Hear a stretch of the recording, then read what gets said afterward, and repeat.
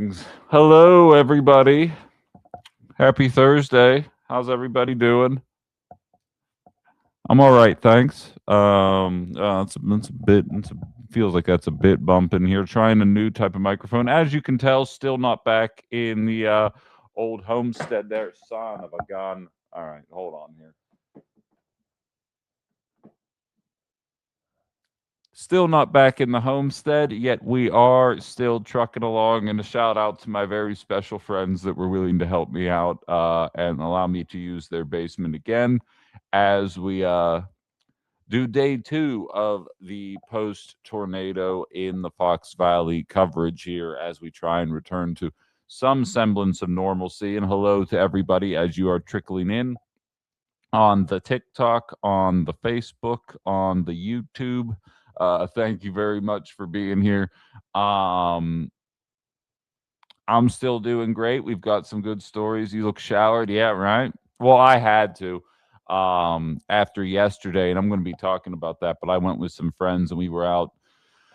We went to the Fox Valley, or excuse me, UWO of the Fox Valley Com Arts building, and I have a post up about it on my Facebook and TikTok and Instagram as we speak.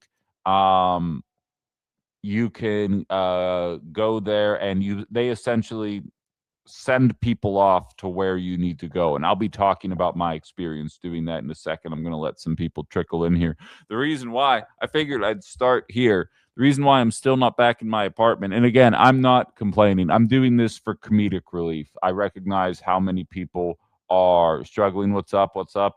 I realize how many people are struggling. Thank you for being here, gamer. And I still need an update on your hospital visit. I can't use Discord at home because I still don't have internet, obviously. And so I come back from a day of volunteering, and I'm very excited as I get to my front door, and there is a giant box from Spectrum leaning up against the door. And I take it inside. I begin setting it up immediately because I want to get my internet access back. And so it's an updated um it's an updated version of my router and modem that I have, plus something called an invisible Wi-Fi. And the invisible Wi-Fi is supposed to provide you with internet access when your router goes down. And I'm like, perfect, because my router isn't working. I'm sure a lot of you guys, if you're listening to me in the Menasha area, you probably are struggling with some kind of similar situation there. And so I set everything up. My router still is red. Oh wait, I got oh no. Spectrum texted me while I'm talking to you guys, and I thought it was giving me a bit of a heads up. But nope, just telling me I still have a power outage. Well aware, Spectrum. Thank you for letting me know, though. So I set everything up. The router's red. The invisible Wi-Fi is blue, and I'm like, bada bing, bada boom. We're back in business. We're doing outside the box from Ben's place today. And I can't connect anything to it. So I'm on the phone with Spectrum last night for at least an hour. And I eventually they say to me, okay, we figured out what your problem is. You need to set the invisible Wi-Fi up with a working router first. We need to be able to pick up a location, and we can't do that because your router is not functioning until our people can fix the structural damage that has happened in your region. I was like, okay, well, I have a smartphone that can operate as a Wi-Fi. Can I just hook the invisible Wi-Fi up to that to make it work? And they were like, no, that's not how it works. It has to connect to your router. And because I'm stupid, I made another suggestion and said, what if I took it to this house?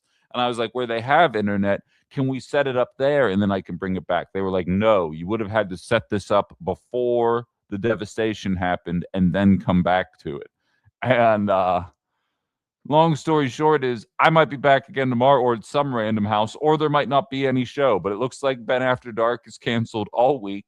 And we'll see what happens tomorrow morning. I have no idea, but I just got a text from Spectrum as I was talking to you guys, and it looks as though I don't have I will not have internet for at least another couple days.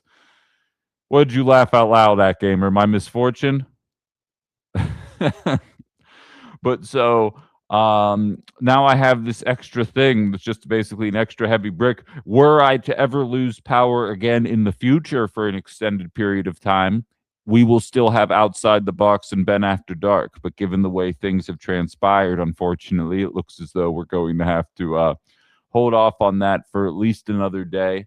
I am hopeful. I see Jar Manny saying she got the same text, yet she has internet. Oh, I'll tell you. Um, yeah, it'll die if I don't have power. Here's the thing, Allie. I have the power. I have the power. I have the power. It's that I don't have the internet. So I could keep it plugged in and I would have plenty of opportunity to use the internet. You know, what's up, Adam? But it's a matter it's a matter of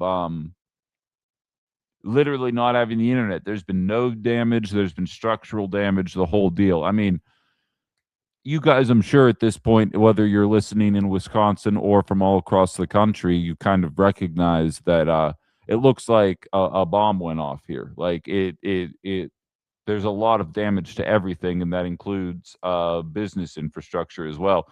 And I was joking with my friend Ali, who's in our TikTok chat, before I went on the air. I called Spectrum 3 separate times in the last 36 hours. I got 3 different um, customer service reps, and I have to say, and I realize that they're a national corporation, and I'm sure they do stock buybacks and don't pay enough, and they suck, and so on and so forth. What's up, Aaron? Um, every single customer service rep was one of the nicest people I've ever met in my life. Like we were having full blown conversations like about what's been happening here, about so much stuff that um it was very pleasant. And I have to say, I try to remain cognizant of how many struggles so many other people are going through right now, and the fact that I haven't had internet for 3 days is the least of most people's worries. And so I try and remain cognizant of that when I'm speaking to the customer service reps and when I'm talking to you guys about it, because I recognize that there's a chance some of you might be listening, whether it be your own selves or people in your lives that are struggling to make things work right now. So my internet access is the worst of the problems there. Spectrum is the monopoly, BTW, Ben, says Ali. I get that. I'm not glazing anybody. I get that. I'm saying their customer service people are really nice. We only got two companies here. What's funny is when I moved to Wisconsin, I came here with Verizon Internet, and I didn't even know that Verizon wasn't an option everywhere. And so I come to Wisconsin and I call Verizon. I'm like, yeah, I need you to transfer the internet to my new apartment. And they were like, we can't do that. We can't do that based on where you are. And I had no idea that you guys didn't have Verizon, Fios, or Comcast up here. And it was between TDS and Spectrum. But I'm saying, no, I'm telling you right now, Rosie, I don't have internet. I promise you, I don't have internet right now. Um, if I could, I would. I promise you, I don't have it. Yeah, Carla's saying so. I mean, that offers as much of a segue into what I really want to jump into here today. Wait, what is that? I've had the same feelings about Spectrum customer service, always helpful and very kind. Yeah, I've never had to interact with them. Um, no, I haven't tried anything other than Spectrum, and I'm not changing now just because if this persists for 2 weeks, we'll have a talk. But like if it's going to be fixed on Saturday, whatever. Um, but that's kind of where I stand on it now. Aaron feels a certain kind of way about it. I don't know if that's too explicit for me to say via the TikTok, so I'll just let that float there. I do love the TikTok shop. I know that much. Yes, you're less likely to attack a monopoly if they make the people nice. Here's the thing, though, Allie. Like McDonald's is a monopoly, and I almost never deal with a nice uh, monopoly person, or a monopoly person, a nice McDonald's person. So it's not like just because you're a monopoly instinctively means that the people working there are going to be nice. I worked at McDonald's, and there were times when I was not moving at 100%, and people be like, "Why aren't you doing X, Y, and Z?" And it's like, because you pay me $8 an hour to work here, so you're going to get $8 an hour worth of work. You're not going to get $30 an hour worth of work in my hopes that maybe one day I'll make it as a manager, because I'm a teenager and I have no intention of trying to make a career here. So like the idea that just because you're a monopoly that the people would be friendly and right, I'm saying. Like, there's no guarantee. I've dealt with plenty of customer service reps. You know what? We're not having this talk, but I've dealt with plenty of customer service reps that are asses. And like, I get it, because again, they're not getting paid a lot. You deserve to be as much as you want to be that person. The odds that I have 3 different people all working customer service at the same company being that nice from different states, because they tell you what state you're talking to. You can't take that for granted. You can't take that for granted. A lot of companies, they send you overseas for customer service. Whole different experience. It was a pleasant experience. And again, I'm also enlightened right now.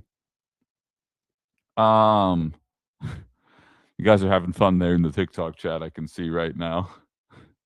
But in any event, so Carla brought up, and she wasn't trying to trivialize what I was talking about, but so I ran into Carla during my volunteering experience as well. She was actually near her. Oh, yeah. And I'll post the link here. We're going to try. I'm on my Mac today.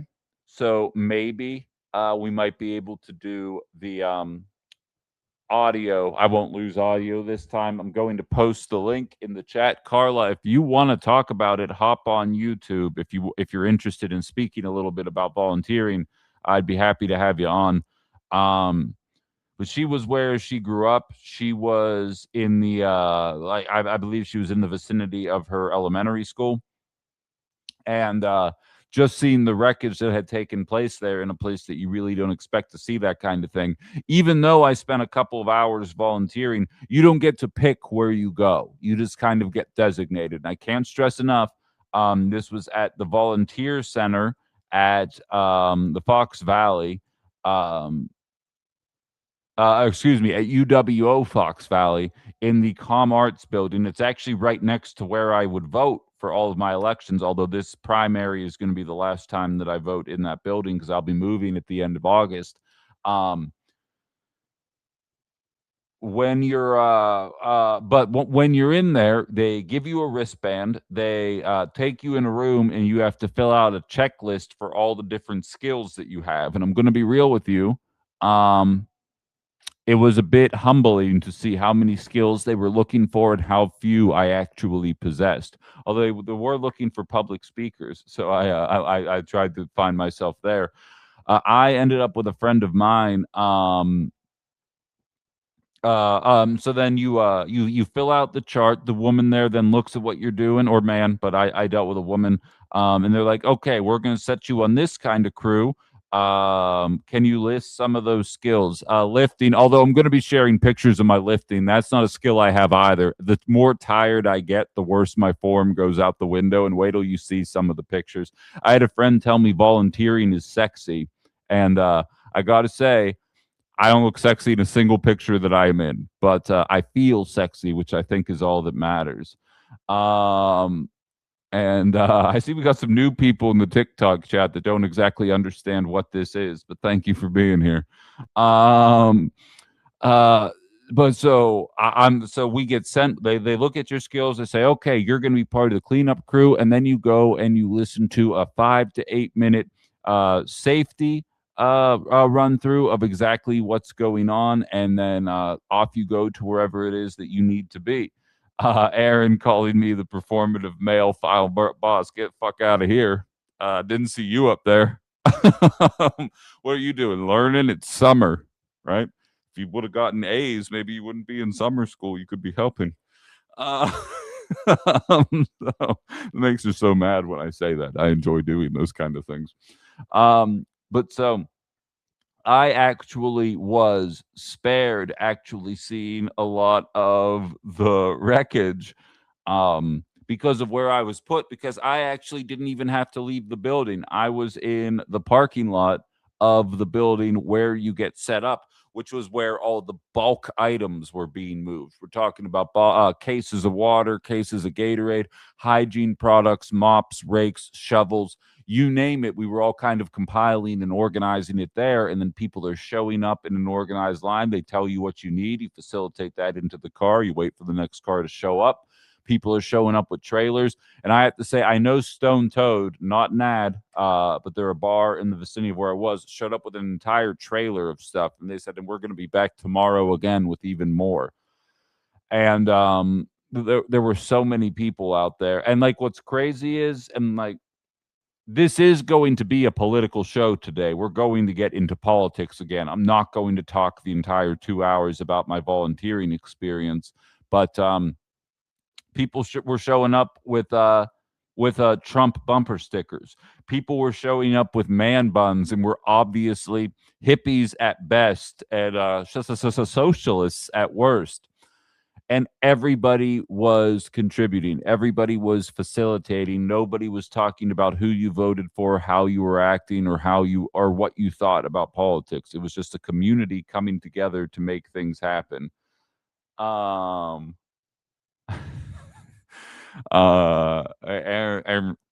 shooting shots over here on TikTok. It's all right though. I'm all right. I could say something here, but I'm not gonna. I'm not gonna because I'm a professional. Um, but it was very interesting to see who was coming by and just how well everybody worked together. Um, it was a hot day, not the hottest day, not very humid, um, but seeing so many people, the constant stream, and yes, some people were showing up to receive. So many more people were showing up to donate, to give, to um, to contribute in any way that they possibly could, whether it be with their labor or with the stuff that they had financially. I know Anna was sending me screenshots of the money that she was collecting, thousands of dollars, while she was out trying to round up goods out in the community. It was just such a collective effort. Um, it was such a collective effort for everybody that I enjoyed seeing. Carla saying Ben sat around eating pulled pork sandwiches, watching me, farmer, carry shit tons of water. Don't let him fool you. Please, please get out of here with that. Um, what does that say? Kay says disaster aid ought to be outside politics, but Trump stuff in blue states with FEMA. Well, I mean, that is an issue, right? And we talked about that a little bit yesterday with the disaster funding and the way that it's been shortchanged. And I hope that we don't find ourselves in that kind of situation here. Uh,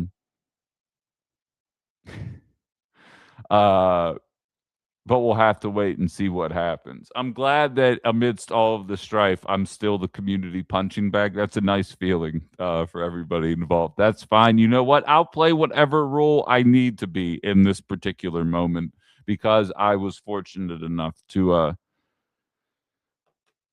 not get hit as hard as so many of the other people. And it was my way of giving back in a limited way that I can. And somebody said it, I can't remember who did, that being in those kind of moments helps with survivor's guilt because it really did. Because for the last 2 days, I had no idea that any of that was happening. What was strange about it was that the place where all of this was happening was 2 minutes away, is 2 minutes away from my apartment. And I didn't even know because that's how disconnected you are from society when you don't have internet, when you can't make phone calls, when you can't make text messages. You don't even know that this stuff is happening. I could walk there in a couple of minutes, and I didn't even know that it was going on until I was informed by that.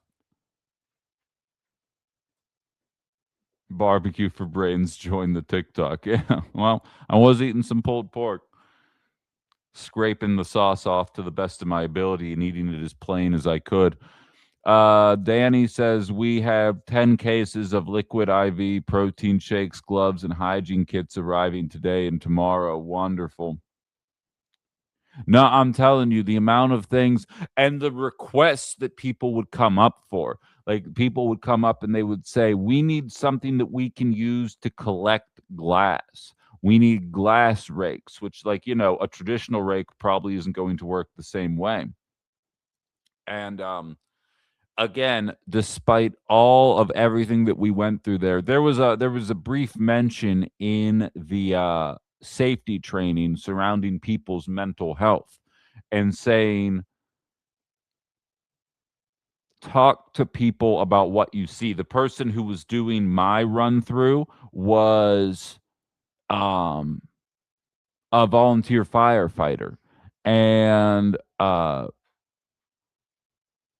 he said that he lost so many firefighter friends of his 20 years ago because nobody really talked about the stuff that you saw when doing the job, because mental health, while it's been an issue forever, has only really remained has only kind of entered a lot of people's perception post COVID. Um and so you see, when the firefighters are telling you to do these things, that it's important that everybody take that kind of stuff seriously. And I was spared that. Outside of, I've kind of been driving to places that I don't normally drive to, and the things that I've seen driving. Without internet, I have been spared a lot of the pictures and doom scrolling. And like, even when I come to this house to do this, I come here with enough time to basically set up. I respond to as many of your messages that you guys are reaching out to me with as I physically can in like the 30 minutes that I have. I talk to you guys and then I get out of here, and I'll probably be back out again today.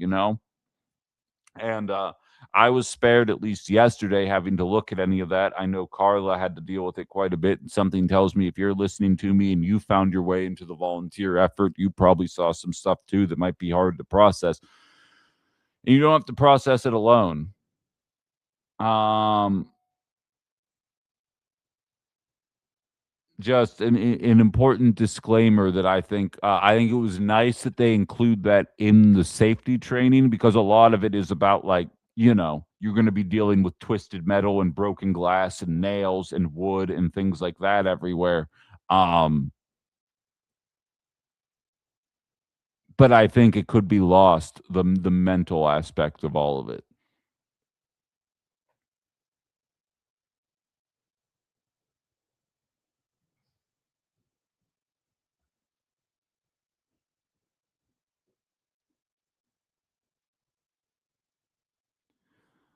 Um, Yeah, Carla's talking about the survivor's guilt element of things. I feel that. I feel that so much. And again, it's why showing up to this stuff. I'm not saying that you should feel guilted into showing up for these kind of things, but if you find yourself in the cosmic sense asking why me, like, from a positive perspective, from a I'm sitting there and lack of internet is the worst thing that I've had to deal with in the last 3 days, and you look at what so many people have to deal with.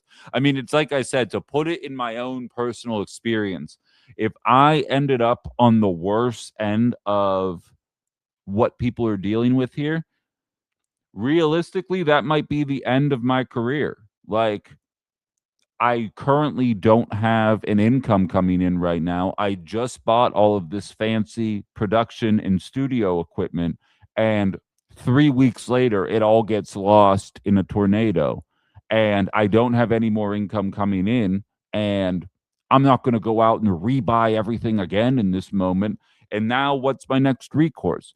And my entire life is now sent on an entire trajectory if my apartment would have been 4 or 5 blocks west, you know? And it's such a surreal thing to come to grips with, that so many people in your life are dealing with that it is not lost on me. And that's why when I start the show off talking about how friendly the customer service people were, it resonated with me because I know how shitty I've been with customer service people when I've been frustrated with the way that things work, and this experience has put things in an entirely new light for me that I, uh I hope I hang on to this sense of whatever it is that I feel right now because I have an entirely different perspective.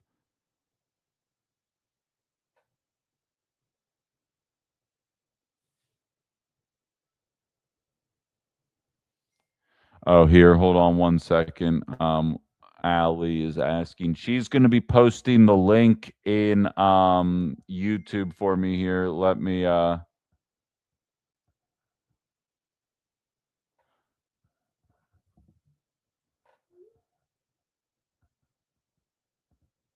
right, there it is. I sent the link I texted you the link there, Allie, if you just want to post it in there. If you want to use it as well, you're more than welcome to. Um in Ecuador, please be careful if you're expecting something in KC tonight as well, because I have an entirely new respect for what happens in these kind of moments. I think we need to be aware of here. No, the apartment didn't get ruined, Fergus. That's what I'm saying, is that I almost can't even process that it didn't happen.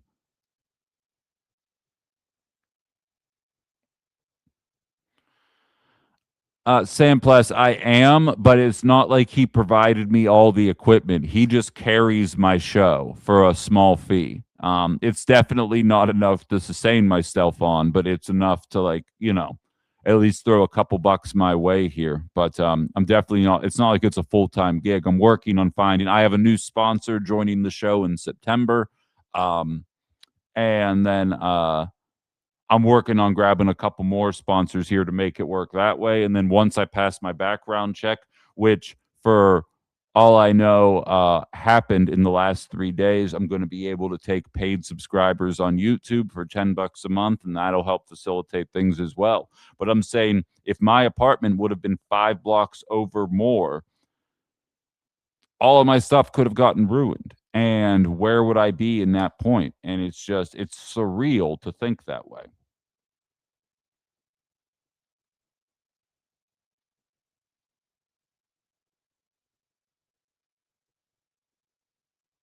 Yeah, I'm speaking in the hypothetical, folks. And it was nice meeting you in person at the Hong thing. And also JEC, or yeah, JEC. I can tell you're trying to insult me right now for the way I talk in the microphone, but Waka Waka, you're not even hooked up to the mic. You're just operating off of my phone volume, so you can't hear anything other than the way it's operating on the phone.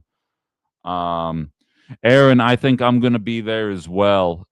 You'll have to text me where you're going to be, but there's a chance if that's on Sunday, I think I'm going to go. Um, but so again, it's the Communication Arts Building at the UWO Fox Valley campus. If you can make it, they're going to be taking volunteers today, tomorrow, and next week as well. Um, I'm going to be there a little later today than I was yesterday because I have some personal stuff that I have to take care of. But if you can get out there, I'm telling you right now, it's good for the soul, it's good for the people. And it's just inspiring to see a community come together.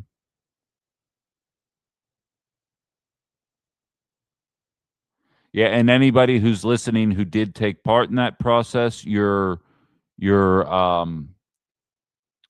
more than welcome to join the show as well.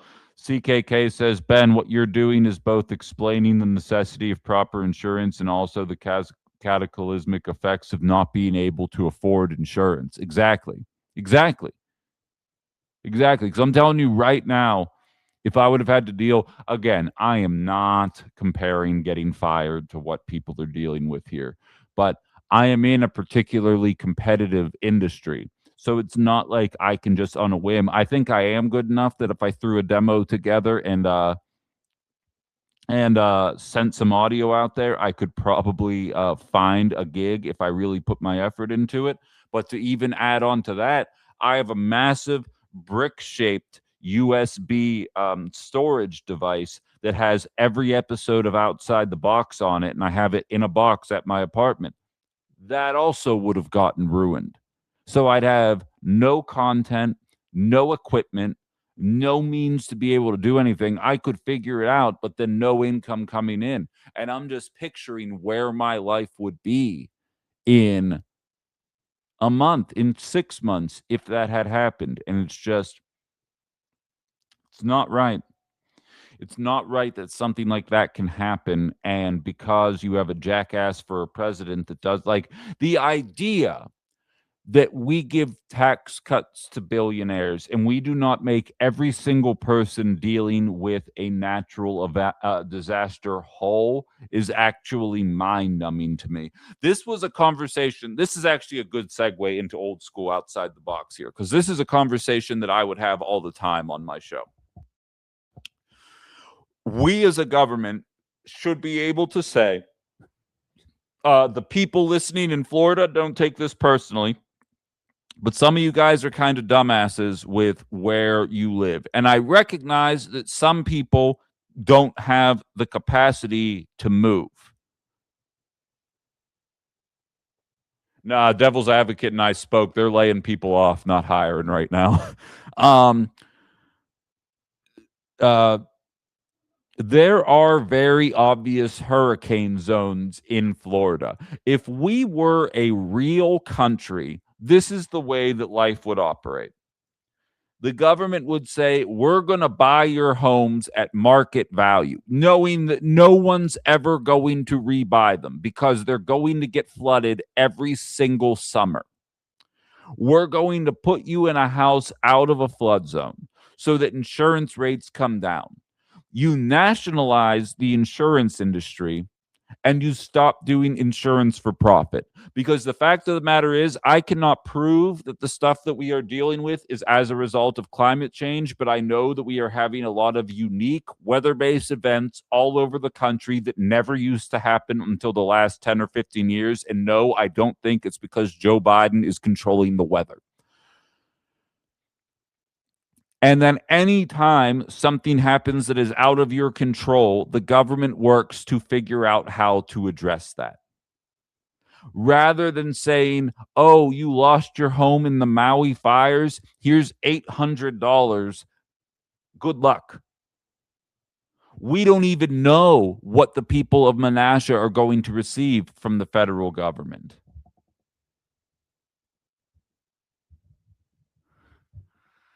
All right, now I got to sit back forward because everybody's making fun of me.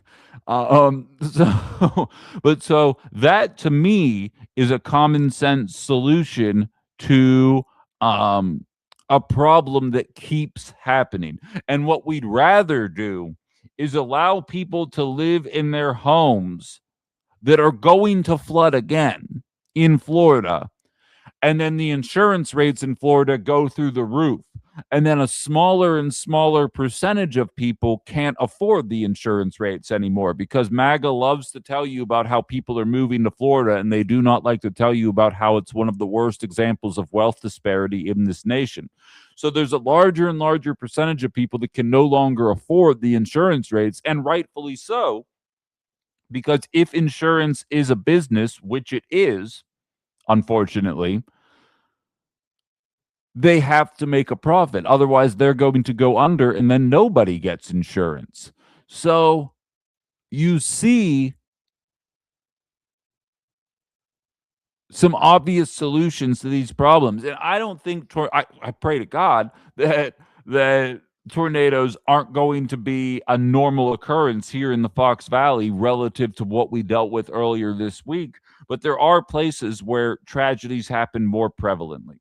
And we expect those people to fend for themselves. We do a couple of Red Cross donations in the immediate aftermath, and then we never think about them again. In all honesty, when's the last time any of you guys, maybe asking people in the Fox Valley isn't the best example because you might be more reflective of recent natural disasters because of what we've been going through the last 72 hours.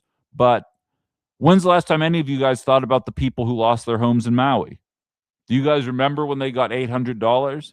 And I remember because Republicans were weaponizing that because it was right around the same time that we were sending $130 billion to Ukraine and Israel. And I was more than happy to jump on board with that because I was against sending our money there as well. And I was like, if we got $130 billion to send to war, we probably got $130 billion to help the people in Maui right now.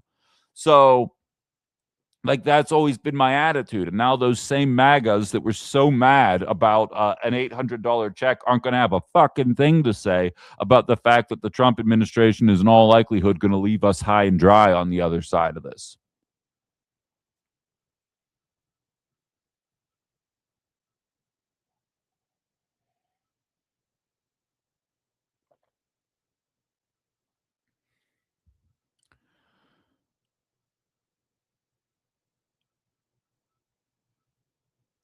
CKK says if Florida man would build his shack out of concrete and steel instead of wood, hurricanes would be an inconvenience. If that's true, let's do something about it. Or are sea levels rising?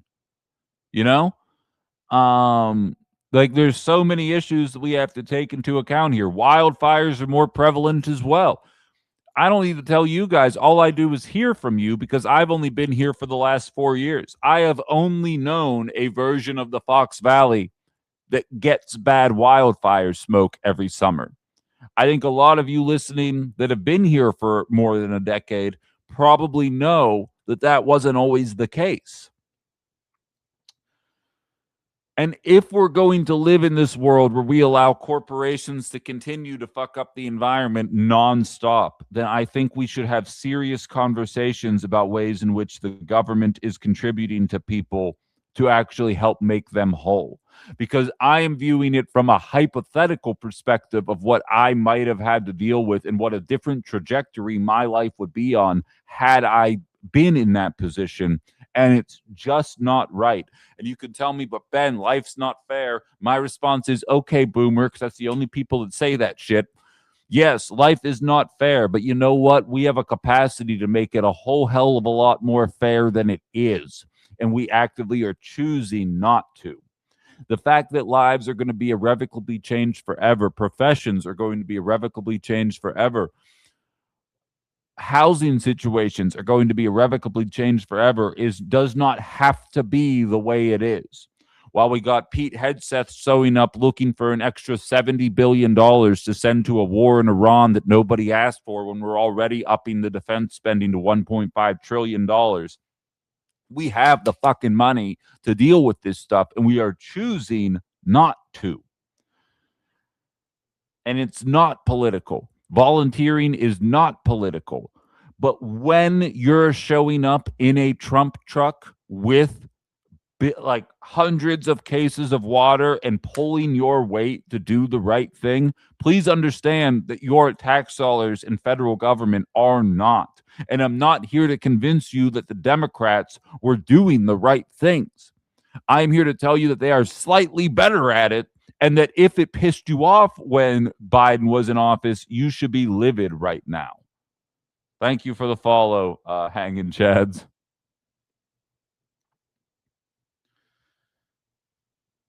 Like, while we're talking, let me find my notes here, and it's going to be a little less Bush League, but still more Bush League than what we're used to here. Okay, data centers. We've been told data centers are not a threat to the environment, that we need these. It's good economic investment. The Trump administration yesterday passed an signed an executive order that exempted data centers from acid rain regulations, removing caps on sulfur dioxide and nitrogen oxides. That happened yesterday. I recognize we're all a bit distracted here right now, but in all honesty, how many of you even knew that that happened? We're not pumping the brakes on screwing with our environment.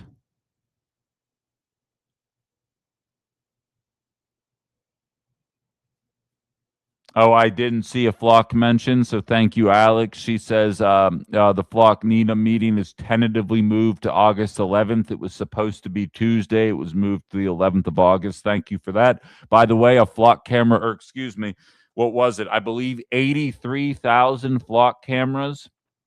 Let Let me see here. I don't want to get the number wrong. 83,000 flock cameras in Texas were used to spy on one woman who went across state lines to go and get an abortion.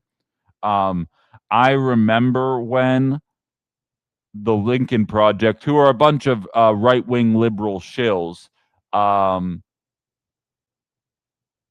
I'm not defending the Lincoln Project, but they made a commercial during the election year of a police officer pulling over a car as they were trying to go and get an abortion in another state, and everybody acted like that was somehow over the top. And now in Texas, they're using flock cameras to spy on people for getting abortion in another state.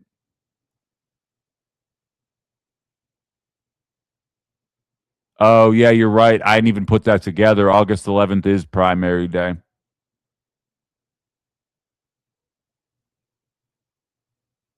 And like just for some perspective, and I was talking about this with a friend of mine who's allowing me to stay here right now or to do the show here right now.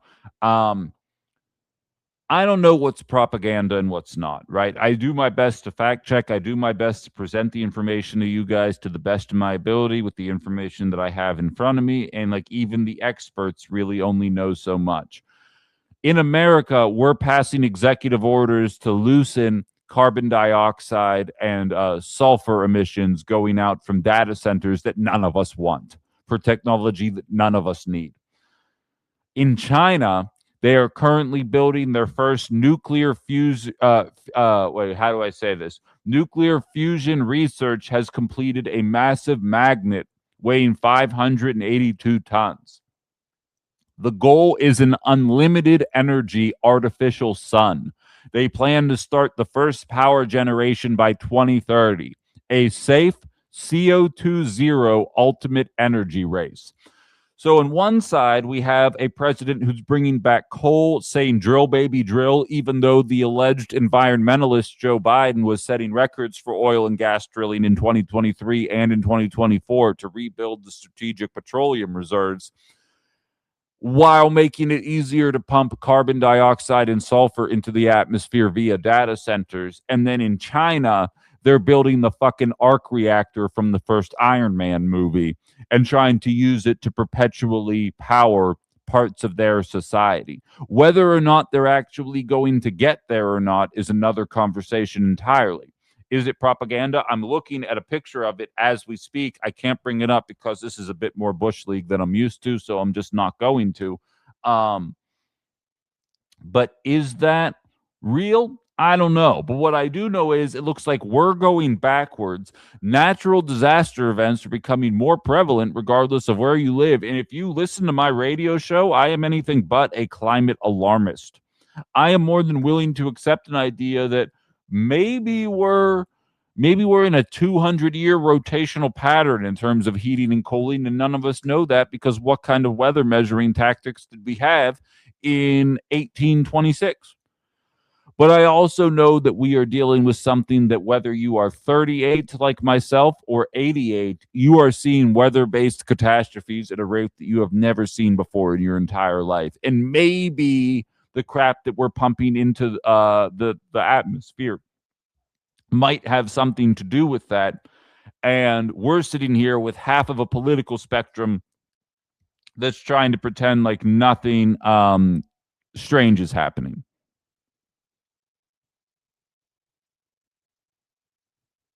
Yeah, CKK says, isn't it all propaganda? Don't we just pick the propaganda that makes us feel good? You know, there's a line, I'm a big fan of Always Sunny in Philadelphia.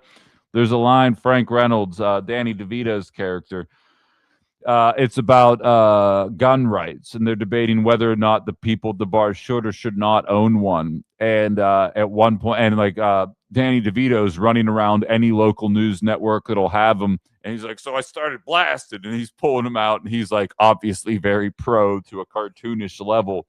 And then it turns out that he bought stock in all these different companies that were making the weapons, and when they figure it out at the end of the episode, he goes, "Look, kids, you're either the duper or the dupee, and I choose to be the duper."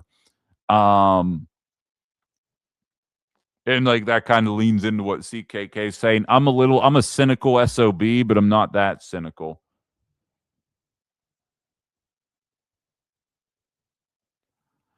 Um, Doty Island is 830 acres right on the water. We need to make sure our neighbors are safe from land grabs. Absolutely. Thank you for suggesting that, Alex, and I will maintain a vigilant eye on what's going on there for sure. Um, but just goes to show you, like I remember being in high school, um, learning about climate change and learning about CO2. Honestly, back then, if you remember correctly, the atmosphere was like a big cause of concern, and I guess we made enough changes that it doesn't matter anymore because I really don't see that kind of stuff out there, which I guess is good. I also remember a bunch of shit about planting trees that it doesn't seem as prevalent as it was back in the 90s. But I'm not saying it doesn't matter. I'm saying it's not as prevalent as it once was. Neither is the ozone concern. But I remember learning about pumping the CO2 up into the atmosphere, and then everybody would inevitably be like, yeah, well, China's way more dirty than we are. So, like, no matter what we do, we're kind of screwed. So we may as well just keep going along the same path that we are. And China was like, okay, let's clean ourselves up. Now they're here trying to build an artificial sun like Doc Ock in the second Spider-Man movie. Like a lot of superheroes had this idea. Like this is supposed to be science fiction and China's trying to do it.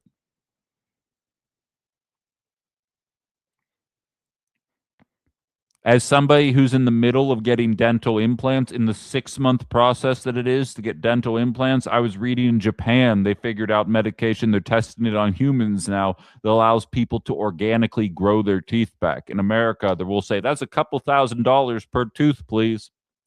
And thank you. Greatest nation in the world. Don't let anyone tell you otherwise. Otherwise, they're probably a commie. Food for thought.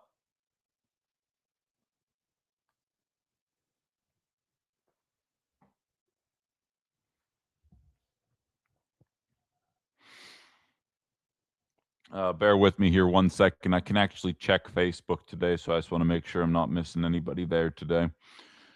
We got one message there. Yeah, I'm not doing a good job of encouraging messaging. Good morning from Swamico, says Jim. Thank you for being here, Jim. Um, yeah, it's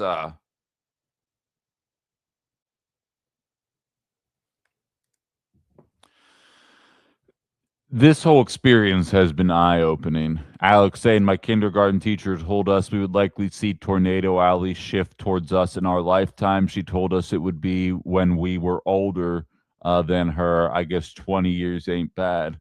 Allie, who lives in the center part of my home state, Pennsylvania, also said Central PA has kind of become Tornado Alley as well. State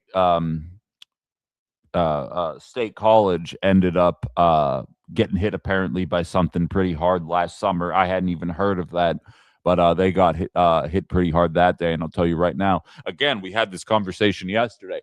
I did not deal. The only thing Pittsburgh had to worry about was like blizzards. You know, maybe some remnants of lake effect snow, but we were far enough south that it didn't matter. Went to school in Meadville, which was in the heart of the snow belt. Dealt with some huge blizzards there.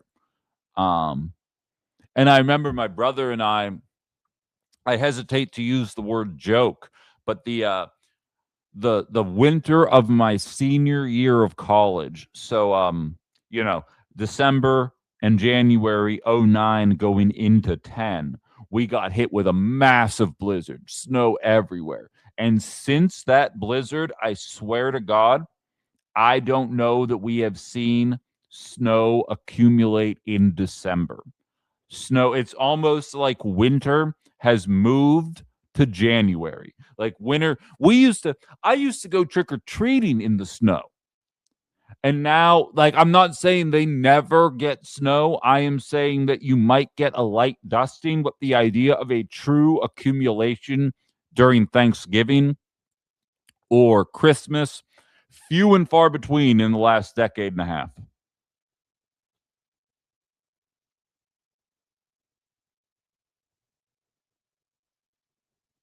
And for the record, I see McTime saying, I hate snow. I hate snow too. All right. Still needs to be there. My brother is allergic to bees. We would oftentimes, we were younger and took things less seriously. We would say, honestly, if you're telling me that global warming is going to get rid of snow and kill all the bees, like my brother and I'd be like, well, but now it's not funny anymore.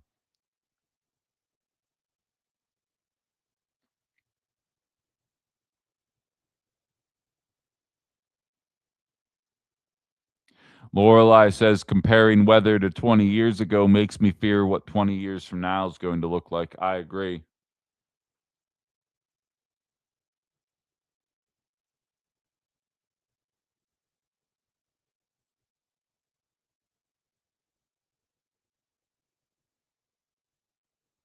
Stop fighting in the chat. I'm not even going to bother figure out what was happening there. Stop it. But so um in any event, like these are the kind of things, this experience has created a version of me that's probably going to piss off some of MAGA, but I also don't care since a certain shitty little radio station decided that MAGA's feelings were too precious to be hurt. They can go back to talk radio if they want to go there because we're going to have the real conversations here. Um, but in any event, it's just what I've been noticing. And to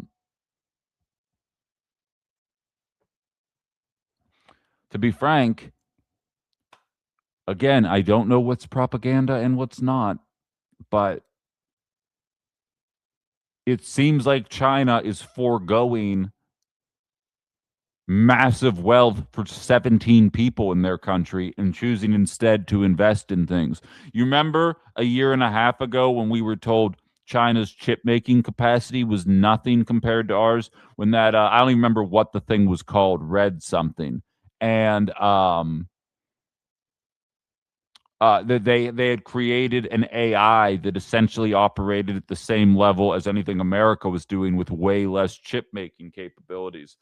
It just came out on the 28th, so 2 days ago. Um, China is now in the middle of a chip tool revival, and it looks like they're going to be passing us up pretty soon here. We are choosing to invest in our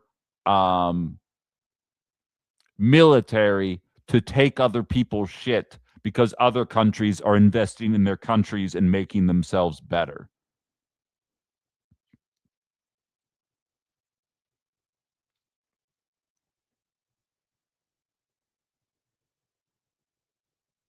Yeah. Yeah, Ali says, "Did you ever consider communism is scary?" Yeah, exactly. I have no idea. McTime saying Herb saying in the 70s the snowbanks on the side of the country roads were higher than the school bus. We had little orange balls or car antennas to be visible at intersections. There we go. Now don't get me wrong, that sounds miserable. I hate that. But that's what's natural. This is a conversation I was having at lunch yesterday. The only thing not natural about what's happening is what we're doing. The earth operates in a natural way, and that was the natural state of Wisconsin. And we're all acting like this is normal. And for some reason, half of the country believes that it's gay to think that we're clearly fucking with the weather. And I don't know how we get there, and more importantly, how we break free of that. Like a common refrain on the radio show would be, if you can power society from the sun, all of America should want that. That shouldn't be partisan. You shouldn't want to be like, no, I want to pay whatever the gas companies tell us I'm going to pay for this. You're supposed to want free energy. And somehow MAGA has everybody riding this little train into, no, the oil and gas companies will help me best. Then when there's a Democratic president and oil and gas companies go up, they don't shut the fuck up about it. Hal says NASA is reportedly, I'm getting a little heated today. I can tell that. Deep breaths, we're back. NASA is reportedly considering launching the first, or what could be thousands of mirrors to reflect the sunlight to grow agriculture, at least on a drawing board. I don't hate that idea.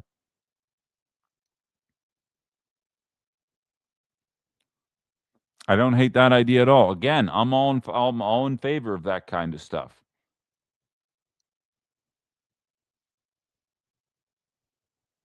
There's nothing straighter than an internal combustion engine. Exactly.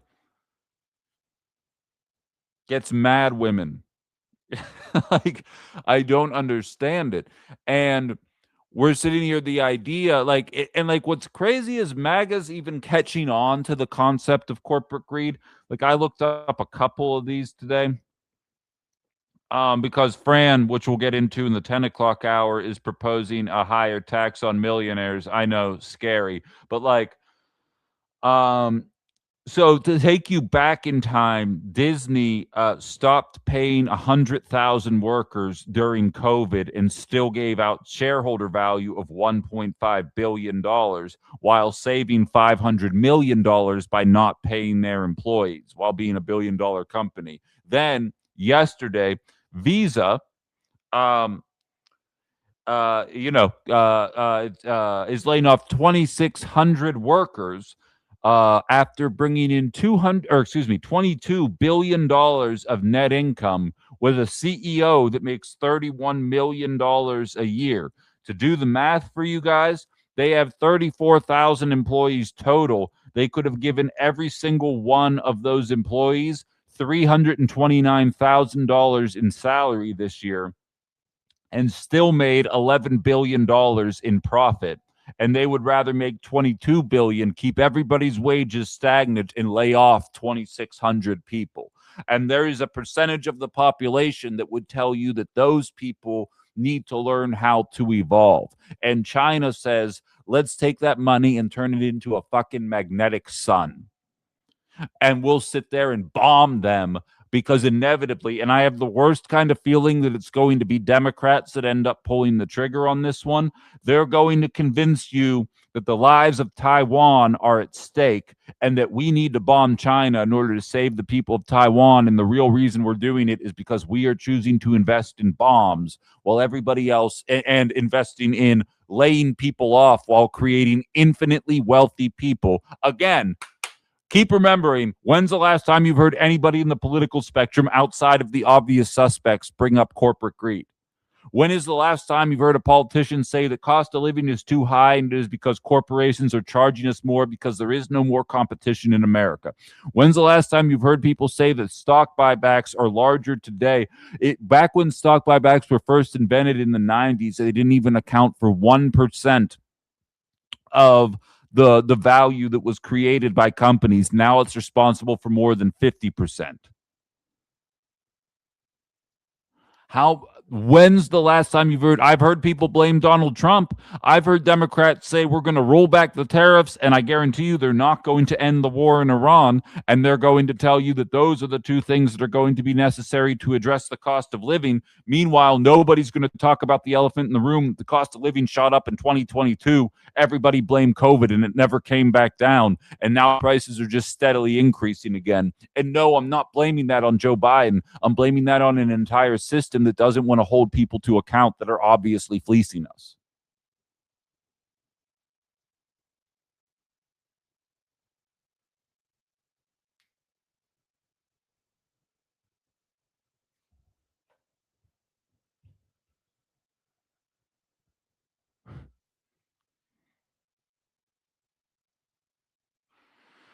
Goose Esco says Democrats on worst days are 1,000 times better than any MAGA. I mean, I feel that. I think the perfect system is we need to make the Democratic Party the right. That needs to be the right wing, because the Democratic Party represents corporate subsidy. They represent red tape. They represent um, a lot of negative things economically that I think have held this country back, but at least they will not they aren't bitching about the transes or the blacks or whatever. So make them the American right, and then let this new left that's emerging be the left, and then we go from there. But yes, I agree with you. There are two cults. Blue MAGA is a thing. Liberals were pretending under Joe Biden that the economy was fine, and I'm here to tell you right now it absolutely the fuck was not. But Republicans inherited an infinitely better economy than what Joe Biden inherited and completely ran it into the ground. Like, full stop. No way to interpret what took place other than that. But I don't have any love lost for the Democratic Party. I don't expect the Democratic Party to get us out of Iran. If the war is still going on, which I believe it will be, the Democrats will have reasons for why we can't leave. To give you the same example, but the inverse, I believe it's the same reason why Donald Trump didn't get us out of Afghanistan, because they knew when we left Afghanistan, there was going to be immediate turmoil. Lives would be lost, equipment would be lost, and whoever didn't do it would be able to say that they had a better way to do it. A lot of you guys were not listening to my show when Joe Biden got us out of Afghanistan, and I said this then, and I'm going to say it to you guys now. When Joe Biden got us out, lives were lost, equipment was left behind, but most importantly, we had been in Afghanistan for 20 years. And before the plane wheels even left the ground, the Taliban had reasserted itself as the top of the food chain. What the hell were we doing there for 20 years that we didn't realize that clearly we were not welcome there? Was the intention to stay there forever? Because we didn't even leave. And 20 years worth of effort had been thrown out the window immediately. And the Republican Party was more than happy to play politics about it and pretend that it was because Joe Biden and the Democrats don't understand a good exit strategy. Meanwhile, us tough-nosed, patriotic Republicans, we know how to do things right. And then they go and blow up a fucking school. So it's almost like neither political party has complete control of the matters. Everybody's going to make mistakes in this kind of thing, and it's probably just better to avoid military conflict whenever possible. And so Republicans managed to turn Joe Biden getting out of Afghanistan into a negative because there is a contingency of Democrats that never wanted to leave. And obviously, the war hawk Republicans never wanted to leave. And you're going to see the same thing happen again with Iran. And I'm here telling you right now that I have absolutely no time for that. Phil and Oshkosh is saying what I've been saying the entire time I've been in media. We have investments in opioid business, and I can't say that word, in the O business that needed the poppies growing there. I don't think it's any coincidence that there was a massive lawsuit against the Sackler family, who were like the main big O offenders. I can't say it because TikTok will suppress me, and we're gaining a little momentum on TikTok right now, so I don't want to lose it. But the second that lawsuit went through and companies could no longer overprescribe those the big O anymore, we no longer saw a need to be in Afghanistan anymore. And I don't think that's a coincidence. And I'm not sitting here trying to pretend like the Taliban is all sunshine and roses, but the Taliban recognized that they had a huge big O epidemic themselves in Afghanistan because they kept growing so much of it, and they no longer wanted it to grow to help them out. Yeah, I'm saying big O. Yeah, get used to it.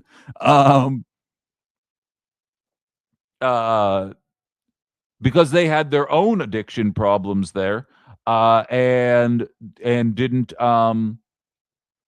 want it to persist. And the second America left, all of the growing stopped.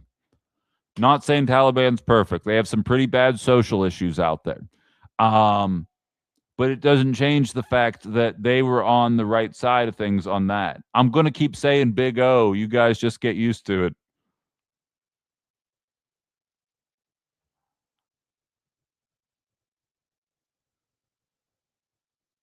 Yeah, I feel that, McTime. I'm not big on TikTok either, but I gotta maximize my platforms here. All right, we got somebody new here that wants to chime in. I'm willing to give you a shot here. We'll see if I'm going to hold you up to the microphone, so you're going to be looking at the ceiling. What's on your mind? Oh, what's up, Ben? Good morning. How are you? What you thinking? I'm doing fine. So I was just scrolling by and happened to catch a little bit of asked into what you were saying, and reminded me of this conversation I had with one of my friends who was a police officer. So he joined to kind of change society in a better way, and help and be proactive and whatnot. So um, he had told me this one story. It was around Friday. He said it was around Friday afternoon, and he had just got on with some of the narcotics division assignments, and he had told me that they had figured out where there was a spot, a location that had a bunch of DRUGS at the location, and he was proud that they had figured it out, and he had told his the chief or commander over assigned to the raid. Well, we know where it's at. We know he's there right now. Let's go ahead and go get it. Let's go get these off the streets. So somebody's mom isn't crying by the end of the weekend. And this is life changing for this small town. Well, that chief, he said the chief looked at him and just kind of laughed, smirked, and kicked his feet up and said, you're wet behind the ears. You need to figure this out. And he was confused by that, and so they didn't end up going that day. Come Monday morning, 5 a.m., they got the call. They went in there, and they apprehended the guy and seized the contents of the house. But you know what that contents was? It was probably $12,000 to $15,000. Yeah. And he thought about it for a month or so, and he thought, why we had the chance to remove so much of that's causing so much turmoil and so much sadness in the inner cities and communities, and people that are really struggling with issues. They could have helped. Well, come to find out, and it was in part of why he actually quit, was because they knew if they would have got that on Friday, all of that evidence would have had to been burned, destroyed, and got rid of. But going in Monday morning like that, they were able to seize the money, the paper fiat, which in turn funded their patrol bonuses, their units, their vehicles, their salaries, some even the prosecutors and some of the judges. So it just blows my mind that they would rather get the money because it goes to the county, it goes to the sheriff's department, right. It goes to things that actually help benefit them, instead of going in and getting the worthless, in their eyes, amounts of bags that, in my opinion, would have been better to get, because saving people from OD, saving people from continuously destroying their lives. And it's just mind blowing that they would rather that this is probably not just a random event. This is probably constantly over all departments, and it's just sad that they would leave that out there.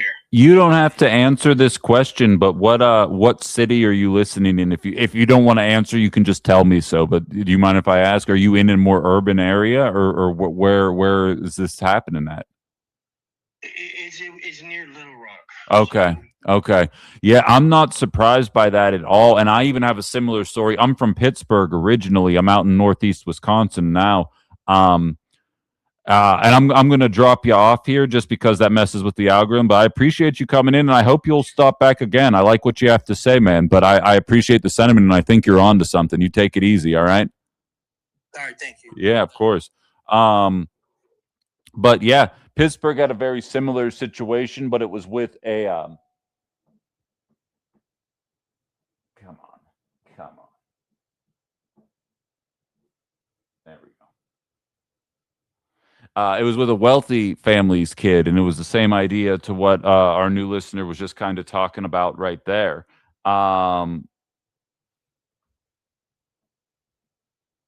Don't yikes me. You don't even know. No one in the comments could do what I'm doing.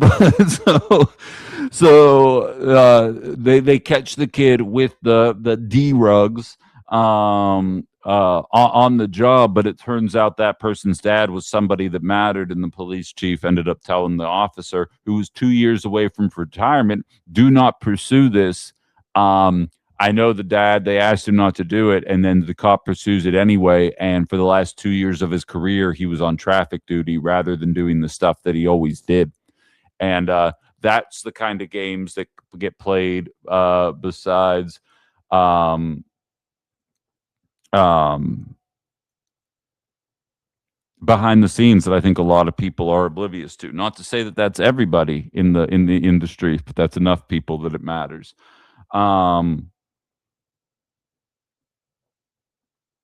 But in any event, that's at least my philosophy on that. But so I don't even remember how we got on the departure from Afghanistan point there, to be perfectly frank. But God, I can't wait to be back in my natural element again. I can tell you that much. This is a bit much right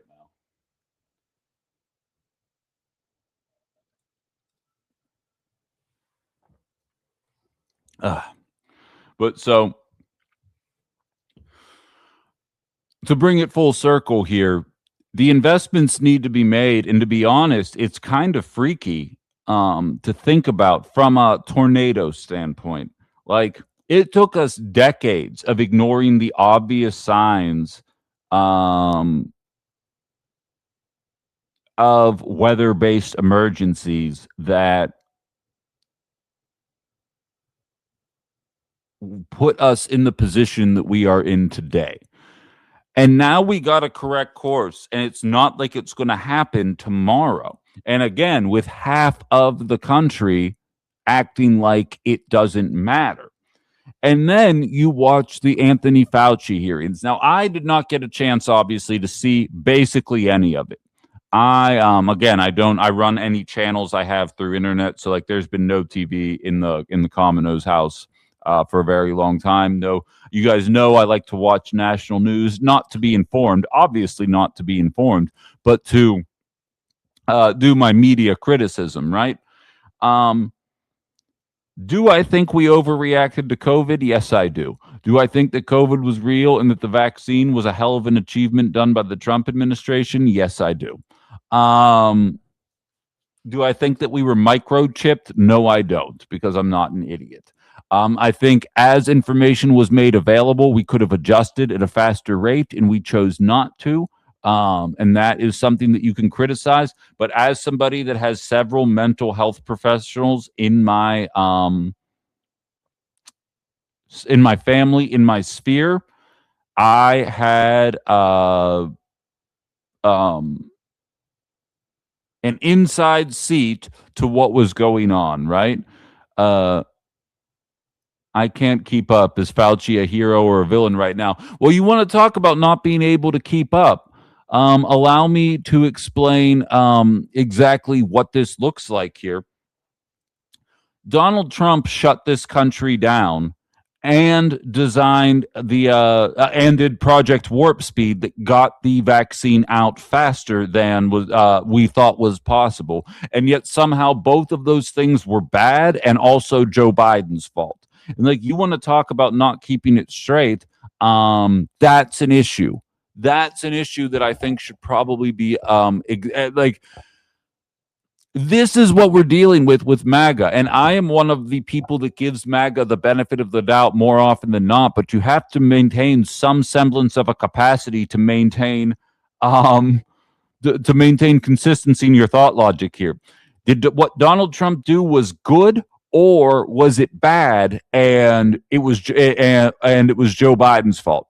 Like, you can't do both. I don't care which one you pick, because if it was good, fine. If it was bad in your mind, fine. But it's not bad and Joe Biden did it. Donald Trump did it.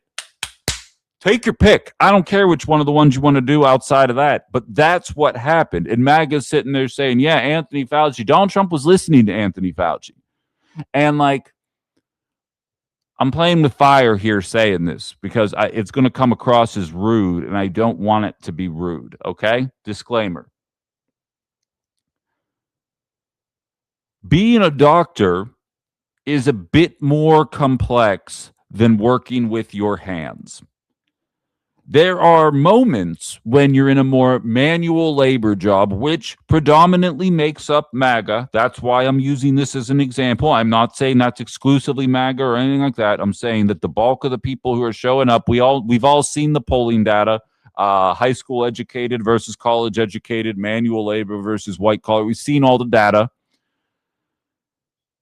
If you're looking at being a doctor through the same lens that you're looking at being a carpenter, you're not looking at being a doctor through the right lens. And because you're looking at it through that lens, you're acting like it's so much more simple. Was Anthony Fauci perfect during COVID? No. Nobody would have been. Nobody did it right. Liberal governors messed up. Conservative governors messed up. The countries that people claimed that was working well also messed up. We have short memories when it comes to COVID, and we forget when infirmaries were so overcrowded that there were just bodies piling up outside of them. Doctors having mental breakdowns on camera because they were so overworked and understaffed that they could not keep up with the workload that was given to them. All of us were pretending like none of that was really that big of a deal. And then you bring Anthony Fauci out 6 years later, and this extra pisses me off because when I was on that shitty little radio station, I did countless segments talking about how the Democrats were doing Donald Trump trials, Donald Trump hearings, and doing nonstop coverage about the ways that Donald Trump broke the law that, in my opinion, were much more valid than anything being levied against Anthony Fauci. And I would say Democrats are doing this as theater. Donald Trump is never going to face any consequences. And the reason that they want to talk about this is because they don't want to talk about the failing economy or the fact that they don't want to crack down on corporate greed.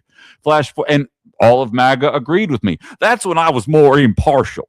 Then Donald Trump became president. All of a sudden, Ben Zalib shows up and starts saying, hey, why don't you leave Anthony Fauci alone? MAGA's using this as a distraction from their failing economy, just like the Democrats were. But unfortunately, now we are dealing with a serious investigation because MAGA is comprised of morons. And I'm allowed to say that now because I don't work at a shitty little radio station.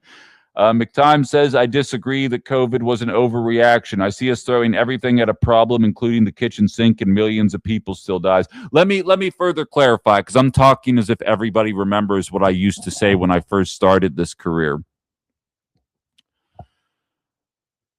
If a new disease popped up today, I would be saying, let's shut the country down. Why America was so mad about lockdowns is because millions of people were told you don't get to go to work, and your credit card companies were still saying bills due on the 22nd. And people were sitting there saying, I have to work. I'm not in a position to work. In a real society that was actually worried about this, all of the economy just would have shut down. The whole thing. You don't pay your bills. You don't make money. There's food stores. We just go to a straight communism system for the next month and a half while we assess the situation. And then we go from there. Everybody's going to make sacrifices. We're all going to pull together, and we need to determine. And not to make light, in case any of you listening lost a relative to COVID when it happened, but like as a huge Planet of the Apes guy, how do we know that the next disease isn't going to make monkeys super smart and make humans sick and they die? We don't know. We don't know if Planet of the Apes is going to be the next illness. So like there's a bunch of people that are instinctively going to be jackasses about it. And I can only imagine if Hillary Clinton were president and shut down the country, what the MAGA reaction would have been, right? Because they're very inconsistent in their thought. It was at least mildly acceptable under Trump. Can you imagine what they would have done? If a Democrat had done the things that MAGA had done. But I would still be in favor of that. But as information was becoming more available, who it affected, how PPE works, how the vaccine works. I feel like there could have been a better effort to adjust on the fly, not on the fly, but in a coordinated way. Whereas we, in Pennsylvania, we stayed locked down far too long. Let's see what Solar Bodies says in my chat. I'm not going to repeat it, but that's funny. Let's see. A bunch of you have been sending comments. I apologize. A lot of people were jerking me around in my comments, so I kind of had to block everything out here. The only reason he pled the fifth to avoid perjury, the only crime he could be charged with, the pardon in place. Exactly. And the same MAGAs that didn't care at all that Donald Trump was declaring pleading the fifth anytime he'd end up on stand are livid that Anthony Fauci was pleading the fifth. And it's such an embarrassing movement. Jesus Christ, it's such an embarrassing movement. The more you get to see how they really think. Maddie says once Vax came out, it was the Fox watchers that met their demise. Well, here's the thing, and here's my thoughts about the Vax. Did the Vax have microchips or super cancers in it? No. But allow me to explain what did happen. The vaccine was created for $1.88 a pop. What it costs to manufacture and generate the vaccine is $1.88. Pfizer, Moderna, Johnson & Johnson, they all told you that they would not make a profit on the vaccine.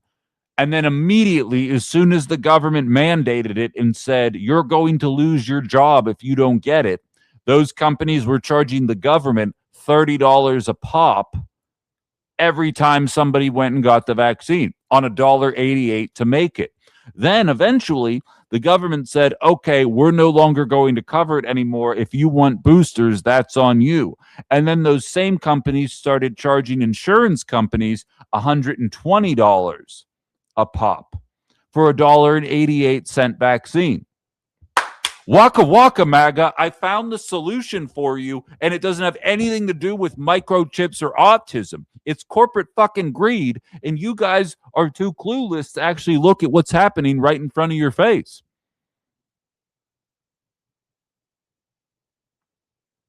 So what I don't understand is why the obvious rationale behind why this was happening. And by the way, at the time when that happened, I was working at Odyssey.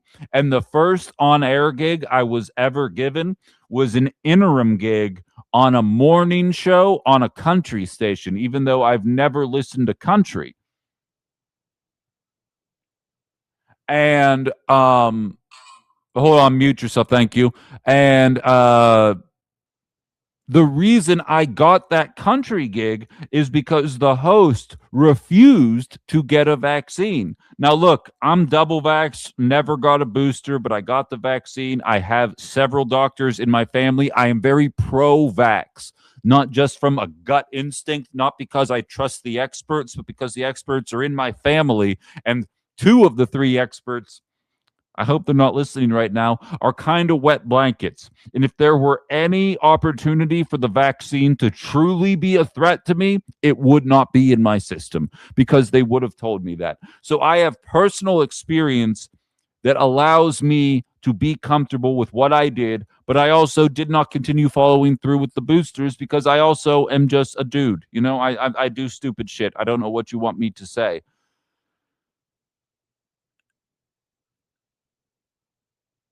And as Ethan highlights, we subsidize the vaccine creation as well. Exactly. But to me, this has nothing to do with some kind of nefarious plot coming from the pharmaceutical industries. Anthony Fauci is not some 85-year-old super criminal put in place to screw us over.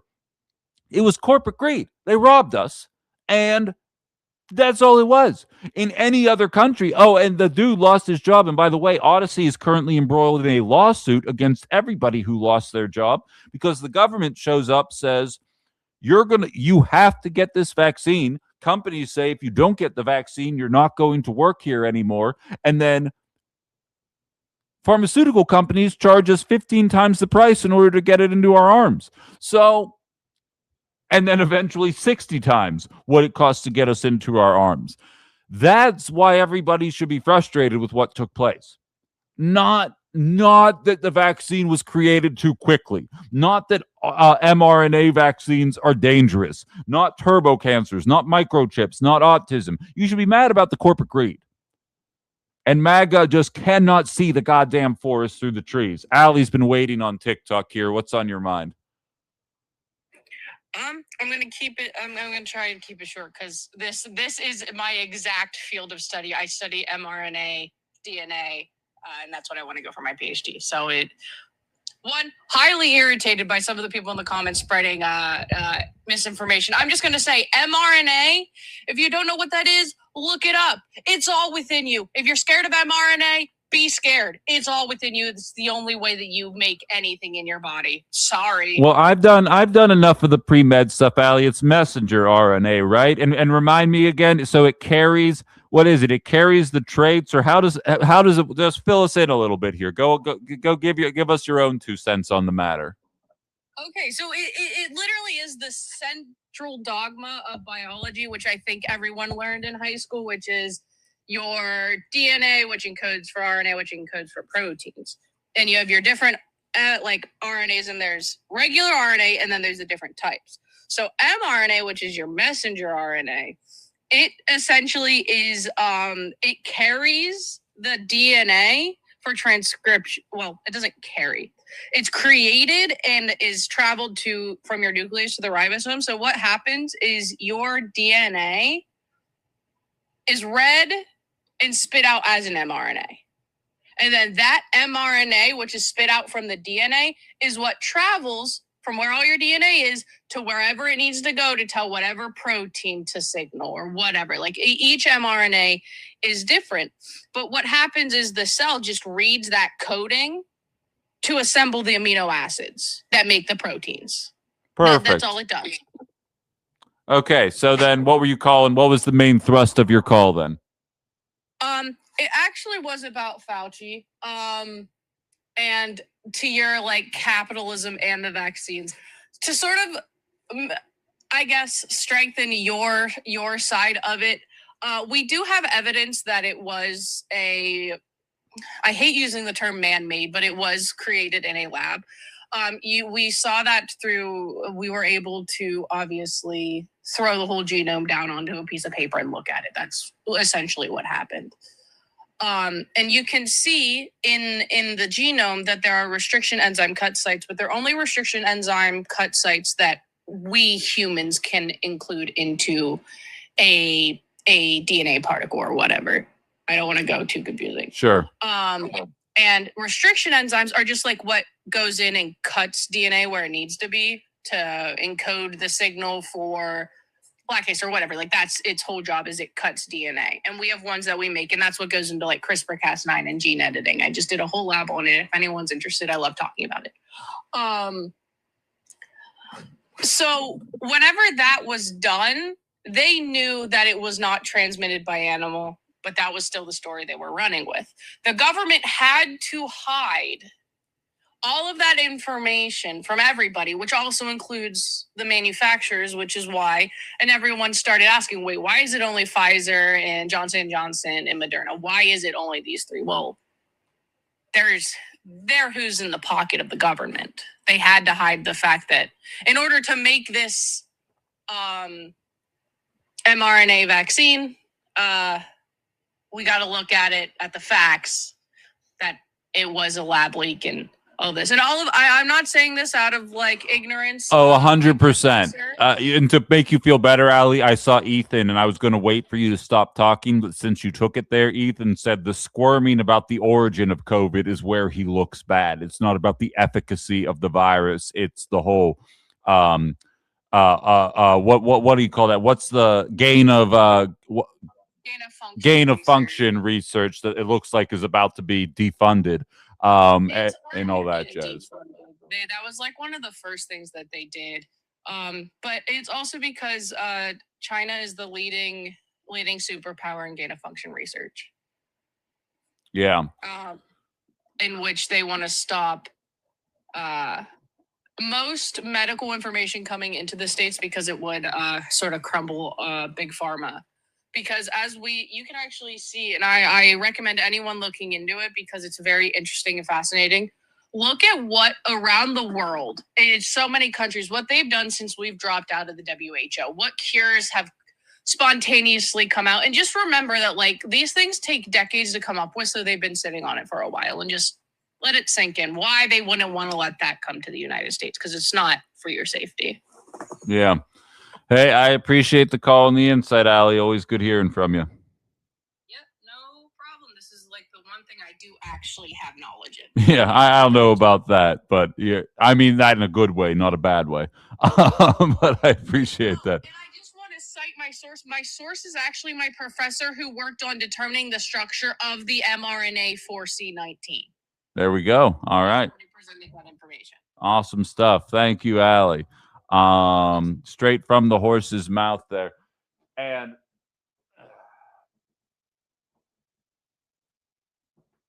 oh my God, I don't have a thing to hold my phone here. There we go. All right. That's probably going to be my last TikTok guest for the day, because resetting my phone back up is a pain in the ass. So to bring the conversation back into what's going on in the YouTube chat here, I saw Ethan talking about the actual origin of COVID, which I think isn't up for debate anymore. It's specifically it came from the lab. It seems like an accident. It wasn't nefarious. Everybody always makes mistakes. I don't think it's a matter to stop the research entirely. And I see McTime talking about this, and this is actually one of my biggest pet peeves, because it's always socialize the research, capitalize on the profits. Between 2010 and today, over 90% every single drug between 2010 and today has American tax dollars going into R&D, research and design. If you take it back to the year 2000, it's something like 93% of all drugs have American tax dollars into R&D. So it's not like the never-ending profits are what is leading to the developments in new medicines. Our tax dollars are leading to the developments, and then other countries get to exploit them, and then we get taken advantage of it. We get taken advantage on the other side of it there. You don't get to do both. If we're going to facilitate the R&D, then we should not be getting gouged. And for the record, yes, there's these great innovations being made. There is a prostate cancer drug that is available right now called Xtandi, the letter X, TANDI.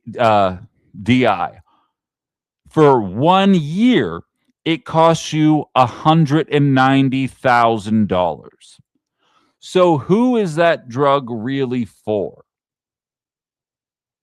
Right? And I understand the logic that, flat screen TVs at one point were $4,000 a pop, and then they're going to come down, and they're going to keep going down and keep going down, and now everybody has a flat screen TV, and this is going to go the same route.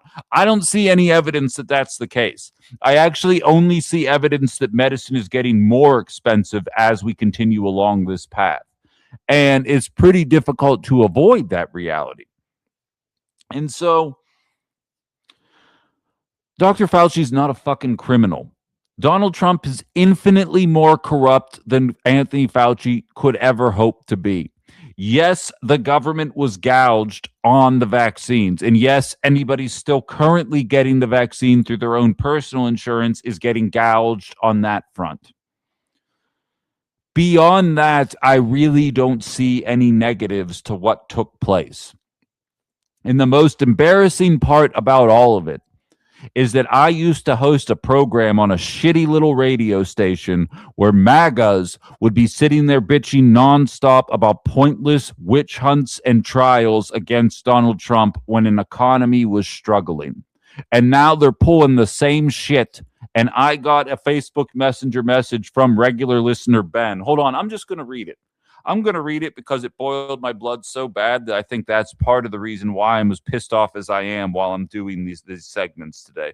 Let me see. Can I pull this up through this, or do I have to? I don't think I have the freaking thing on my iPad. I don't think I have the Messenger app on there. Actually, let me check one other thing before I just give up. Because I think it's worth hearing. I do. Okay. Turns out Fauci lied about the, all in caps, entire time about everything. Hopefully this lesson will bring awareness. Looks like it worked on the MAGAs, because anybody who's paying attention knows that everything they just watched was bullshit. But sure enough, it works on the MAGAs. And the only show in Northeast Wisconsin that was calling it how he saw it was taken off the air because the same MAGAs were getting their fifis hurt too aggressively.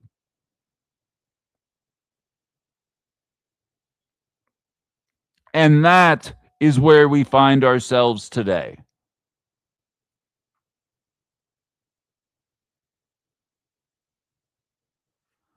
It's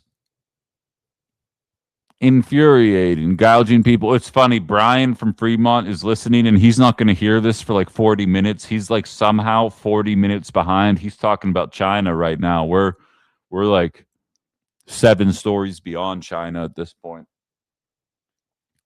So like, I turned on Fox News or I was scouring Fox News' socials, I should say, for clips, and you'll never guess what every single story is about on Fox News. Oh, yeah, that's right. It's about the Fauci hearings, because they can't talk about the fact that their president is absolutely failing by every single metric.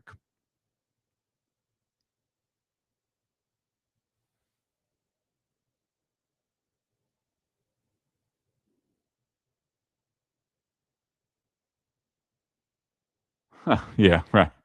Yeah, it sounds about right.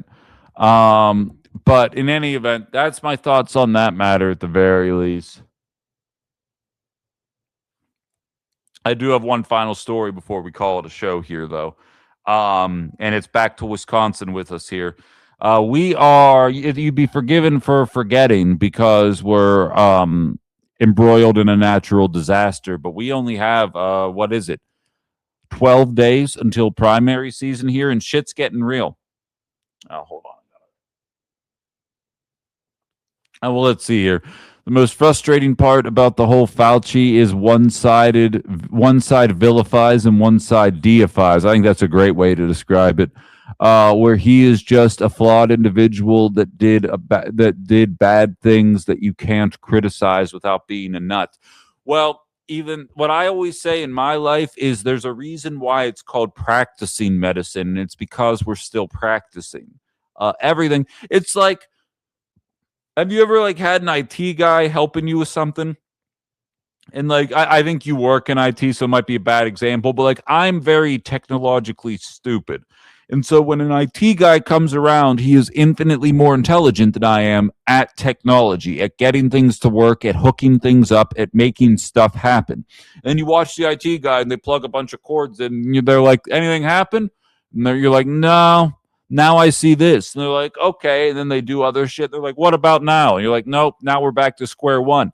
That guy has an infinite number or an infinite amount more information than I could ever hope to have about setting that stuff up. And he's still doing guesswork. And eventually we get where we need to go. But it is not a straight A to B process to get there. Now take the human body, where every single human body is different and reacts to different chemicals and medications and experiences in different ways. And now imagine trying to be an expert on that. And then people that, let's just say, are not going through 9 years of additional schooling plus 4 years of residency on top of that schooling, get frustrated that the experts are not always 100% right about everything all the time. And it's where the cliche comes from that true intelligence is realizing how stupid you actually are, realizing how little information you actually know about anything. And true intelligence is humbling yourself in that fact and then pursuing as much of that knowledge as possible. Unfortunately, in the era of social media, you can put a pair of sunglasses on, sit in the driver's seat of your truck, and all of a sudden you have just as much medical experience as somebody who has gone through all the rigors, because in the minds of people, they see a medical professional make one mistake and they're like, well, obviously I can't trust the medical professionals anymore. I may as well go with the guy that pours concrete for a living and see if he has a better idea. But if you call them stupid, you lose your job. So don't do that. They're definitely not stupid. Violet, fresh off of her brown recluse or whatever spider bite. I'm glad to see that you've survived it there. I've been wondering about you. I still don't have internet access, so I can't hop on Discord. I hope everything's going okay. But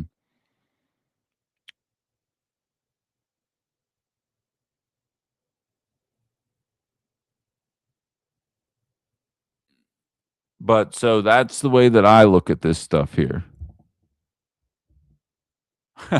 Ali says Fauci worked under Reagan. I'm doing all right, Violet. Thank you. We're hanging in. Probably not going to have internet for a few more days, but we'll get there. Glad you're back. But so, in any event, that's my thoughts on the Fauci matter. I think it's nonsensical. I think it's to distract MAGA and throw them red meat from a failing economy. And I think it's going to work. And to be frank, Blue MAGA, it worked on you too for 4 years because I was called a conspiracy theory for saying corporate greed was holding us back, and that inflation was transitory under Joe Biden. So it's not like you guys are immune to it. It's just extra frustrating because things are so much more objectively worse now. I feel like a lot of the MAGAs that listen to my show don't understand what I mean when I say two sides of the same coin. It's not like I'm saying both sides are literally the same. MAGA's objectively worse by every metric, by literally every metric. And yes, I am using the term literally correctly there.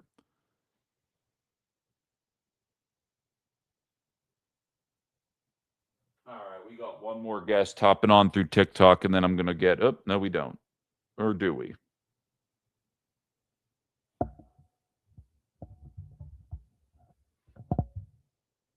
Yeah. Okay. God damn it. All right. I'm not picking up the phone again. Nobody requests to be a guest on TikTok. I'm not picking up the phone again. All right. So, in any event, I do want to switch gears here one final time before we call it a program. Polling data came out in the Wisconsin gubernatorial race as we are getting close to crunch time here. And I have to say, in the world of Ben, it's pretty exciting news.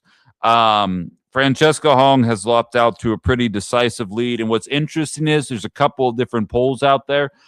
Some of them have David Crowley in the like at 16%. Some of them have Mandela Barnes at 16%, but it seems very clear based on an amalgamation of the polling that the appropriate move would have been for Governor Evers to endorse Mandela Barnes, and that might have made this race a bit more competitive. Here's what's crazy. And I wish I could share my screen with you to show you guys in the post show of the debate interviews. Every candidate has like one reporter in front of them, and Francesca Hong has like 15. It's actually remarkable how much the establishment... I'm not saying if you're listening to me, you have to go and vote in her in the primary. Totally not. I'm just saying that it's becoming more and more obvious the further along we move that there is a very clear-cut favorite, and the Democratic establishment does not want to accept that. They do not want to accept that favorite, and I think that should stick out to every single person. Again, we're going to get a taste of it because Michigan's primary is on Tuesday, and they have a very similar setup there. It's just it's only with two candidates, and I'm assuming the Francesca Hong facsimile is going to come out of that election. and it's going to be hard to avoid. Here's the thing. So they did, God, I wish I could share this with you guys. One of those word, you can't really see it. One of those things where you like put all the words, and the more prevalent the word shows up in the survey, that's the bigger it is on the picture. The biggest word is data centers. By the way, Donald Trump just made it legal for them to pump sulfur dioxide and carbon dioxide into our air. Just a heads up on that. Next biggest words are healthcare and affordability. I think we all know what Republicans did to that. Economy, Trump, rights, electability. I wonder who was saying that. Beat Tiffany, taxes, win, Israel. It's all across the board on this here. What's interesting is it went on a county by county basis based on the polling data. And according to State Navigate, they essentially are saying the primary is over at this point. It shows every single county except for Milwaukee County going for Francesca Hong at this point. Yeah, TDS doesn't work here. We use Spectrum in this house, but I appreciate you for messaging that. Every single county in Wisconsin is going to go for Francesca Hong, according to State Navigator, except for Milwaukee County. And it looks like Milwaukee County is in all likelihood going to go for David Crowley, because David Crowley is the Milwaukee County executor. Or executive. So it would make sense that he would have a bit more name recognition and popularity there. For anybody who's wondering about the last time that every single county in a Democratic primary went for a candidate,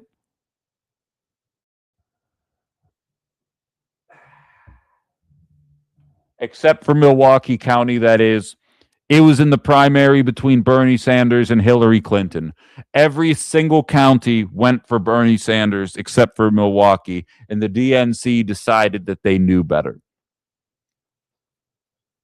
I really hope you guys learned your lesson from the first time around.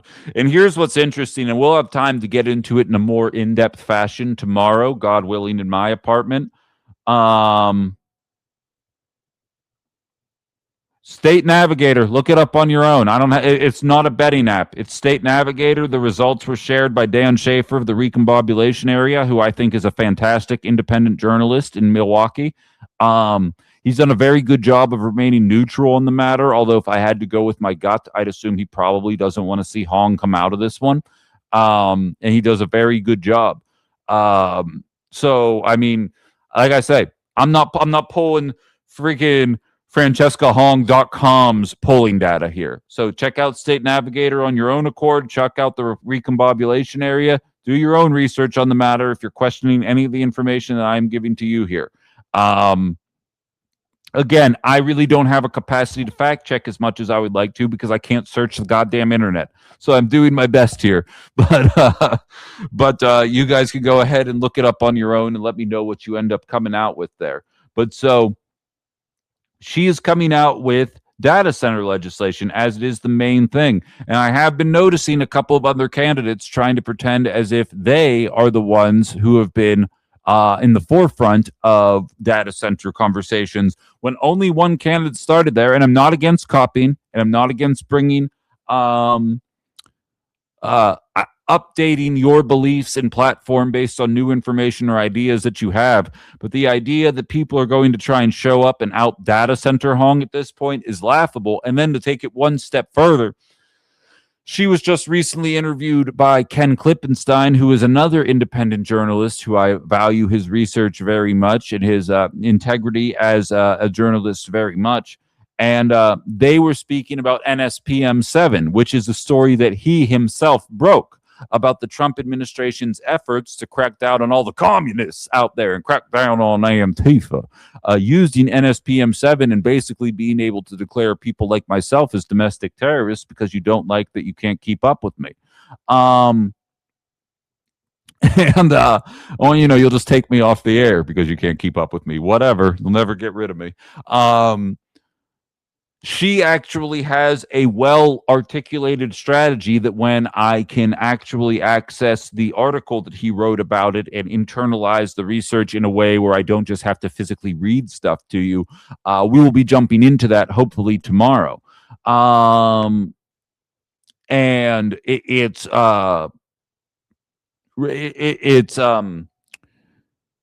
fascinating because I am noticing that NSPM 7 is not making it into the mainstream. We're supposed to be nervous about Donald Trump. We're supposed to be nervous about MAGA. We're supposed to be nervous about fascism.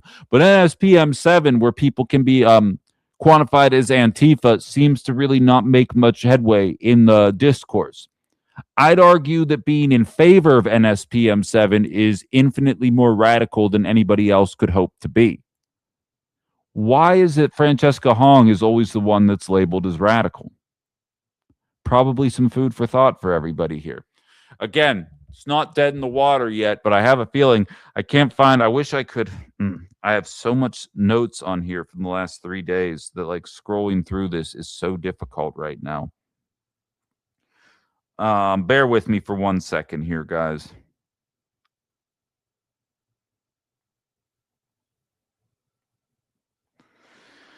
Am I going to find it? I don't know. It doesn't look like it. I can't find the actual numbers, but it's ugly. Oh, here we go. 29-point lead. 44%, 15% Crowley, 14% Mandela, 13% other, 13% undecided.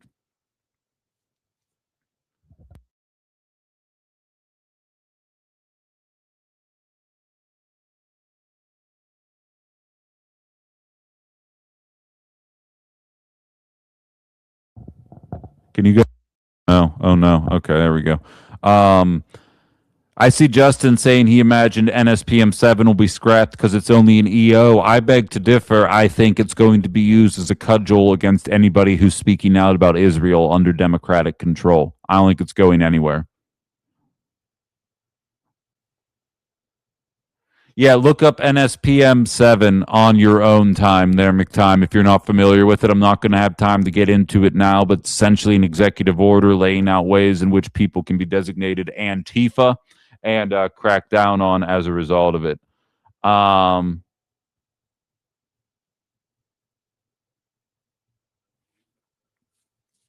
don't have the current odds, Farrags. I'm not going to look them up. So you look them up and you tell me them. I love it. Brian's comments are all so far behind. I don't know how he's listening to us like 40 minutes in the past, but he is. But so that's very interesting. Give a guy 30 years in prison for transporting anti-government magazines. Exactly. And I mean, I'm not saying it's as robust as what MAGA was doing, but I saw how Joe Biden and the Democrats were handling. Okay. We're handling the protests at UW, Madison, and Milwaukee back in 2024, and I think they're looking for any way. Have you guys actually seen, and this is the perfect way to end, like, God, I wish I could share my screen. This is the new strategy for our allies in the Middle East. I don't even know what this woman's name is. Have some of the younger people in my TikTok chat, have you seen this woman on any of your feeds yet? She sits there. She sits there with her legs up and is just flashing her you know what while she's talking. She's barefoot, which is probably some kind of like like isn't it barefoot in the kitchen? Like I feel like it's some kind of symbolism there, and it's supposed to reach a certain demographic of dude, you know?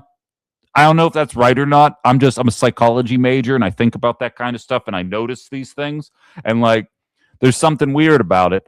And barefoot and pregnant in the kitchen, as Aaron said. Exactly. And she goes up there and she basically just espouses Islamophobia in 60-second clips. And yeah, or maybe violent. And she just goes up there and she says this shit. And like, to me, I don't know who that demographic is, but this is this new effort to create a new pro-Israel movement again. And I wouldn't put it past Democratic leaders to not undo or to, I don't trust them to get rid of NSPM 7. I don't. I hope they do. I do not have faith in the Democratic elite. I have faith in Francesca Hong. I have faith in the progressive flank to not deal with it, because the progressive flank has a basis of being anti what's going on in the Middle East right now. I don't know that we would be so as lucky with a President Newsom or President Buttigieg.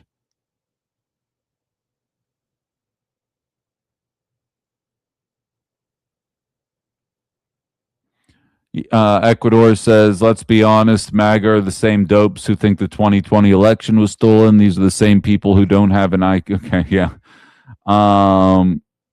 The same fools who voted for a guy who has, yeah, no, I feel that. But this is different because the whole our allies in the Middle East situation is a little bipartisan. There's still more Republicans that are in favor of it, but it's not apples to apples.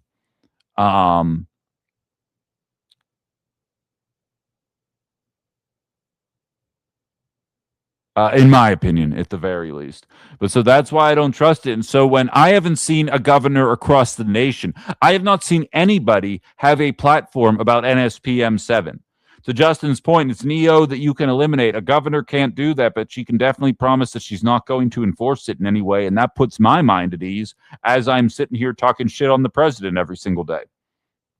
That in and of itself is something that I think should have been happening for the last year when the story was broken, let alone now as we get close to primary season and eventually the midterms.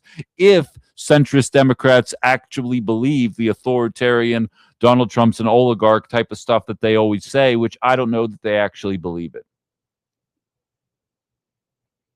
Violated Elf says sex sells even when it's selling violence. I agree. I agree that's the intent. I don't know if it'll actually work that way, but I agree that is the intent.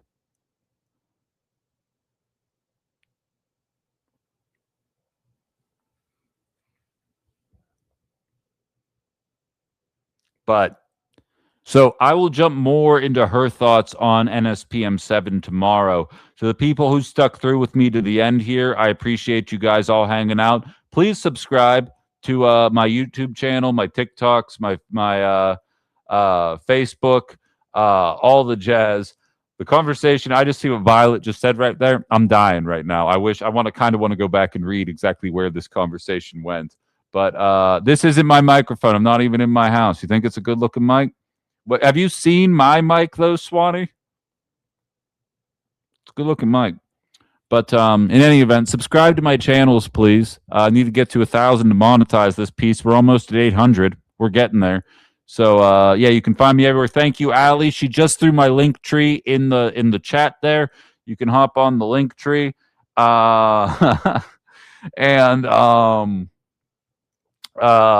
do so and do the things you need to do from there. Subscribe to everything. Nah, don't give me that. This microphone's all right.